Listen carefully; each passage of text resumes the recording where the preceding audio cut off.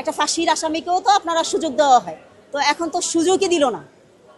সুযোগ না দিয়ে লাইসেন্স বাতিল করে দেওয়া, পুরো একটা হাসপাতাল বন্ধ করে দেওয়ার তো কোনো অর্থ হয় না।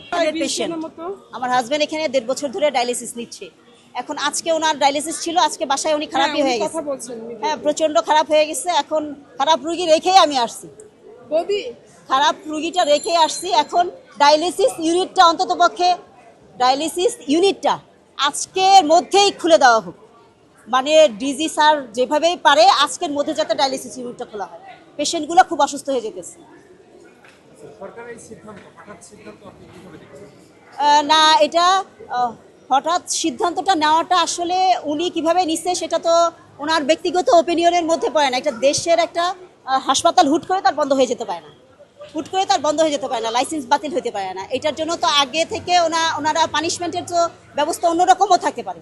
একটা ফাঁসির আসামিকেও তো আপনারা সুযোগ দেওয়া হয়, তো এখন তো সুযোগই দিল না। সুযোগ না দিয়ে লাইসেন্স বাতিল করে দেওয়া, পুরো একটা হাসপাতাল বন্ধ করে দেওয়ার তো কোনো অর্থ হয় না। আর যদি ডায়ালিসিস ইউনিটটা অন্ততপক্ষে আপনারা খোলা রাখেন, ডায়ালিসিস ইউনিটের রুগীটা তো প্রতিদিন রেগুলার রুটিন মাফিক একটা ট্রিটমেন্ট। এখানে রেগুলার রুগী না আসলে রুগীর যে কোনো সময় খারাপই হয়ে যায়। যেমন আমার পেশেন্ট খারাপ হয়ে গেছে, এখন আমি পেশেন্ট কোন দিকে মুভ করবো সেটা নিয়ে চিন্তা করতে হইতেছি। জি, অবশ্যই একটা ক্ষতির কারণ। একটা দেশের একটা সম্পদ নষ্ট করতে যাবো কেন আমরা? একটা দেশের সম্পদ নষ্ট করার কোনো অর্থ হয় না। রুগী তো সাফারার হবেই, একটা সম্পদও নষ্ট হয়ে যাবে। আপনি অন্য কোনো একটা সম্পদ নষ্ট, আপনার ঘরের একটা জিনিস সহজে কি নষ্ট করতে দেন না? এটাকে কি করেন, সংস্করণ করা হয়।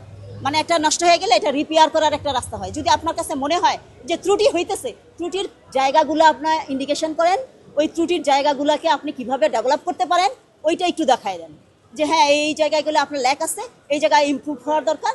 তাইলে আমরা ওই ব্যাপারে আমরা 8 দিনকেও ফোর্স করতে পারি। এখন পুরো একটা ইউনিট, একটা পুরো হাসপাতালই বন্ধ করে দেওয়া হবে, এটা তো আসলে মানে এটা আসলেই গ্রহণযোগ্য না।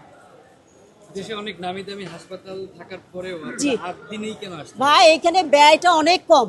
আপনি এই যে ডায়ালিসিস যে আমরা নিতেছি, ইউনাইটেডে নিতে যান, অ্যাপোলোতে নিতে যান, পাশের হাসপাতাল সিরাজুলেই যান, পাশের হাসপাতাল ইনসাফ বারাকাতেই যান, আপনি রিটার্ন করতে নিলে একদিনের জন্য 10,000 টাকা গুনতে হয়। এখানে একদিনের জন্য 10,000 টাকা গুনতে হয় না। আমরা ডায়ালিসিস দিতে দিতে আমাদের আর কিছুই নাই, নিঃস্ব হয়ে যেতে হয়। ডায়ালিসিস পেশেন্ট মানে কিডনি পেশেন্ট, সবচাইতে ব্যয়বহুল ট্রিটমেন্টটা হয়েছে কিডনির।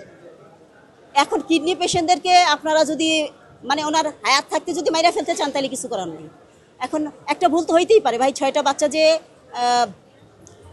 চলে গেছে, এটার জন্য আমরা নিজেরাও তো কষ্ট পাইতেছি। ভাই, আমিও তো একটা বাচ্চার মা, আমিও তো বুঝি, আমিও তো একটা বাচ্চার খালা, আমিও তো একটা বাচ্চার নানি, আমি দাদি। আমরা বুঝতেছি না কষ্টটা?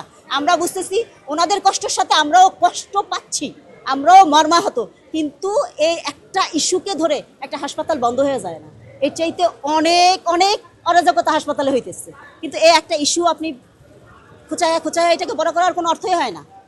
খোঁচায় ওই যে আমি আকিজের রুটির মধ্যে গন্ধ পাইছি, পানির মধ্যে গন্ধ পাইছি, এটা বলারই কোনো অর্থ হয় না।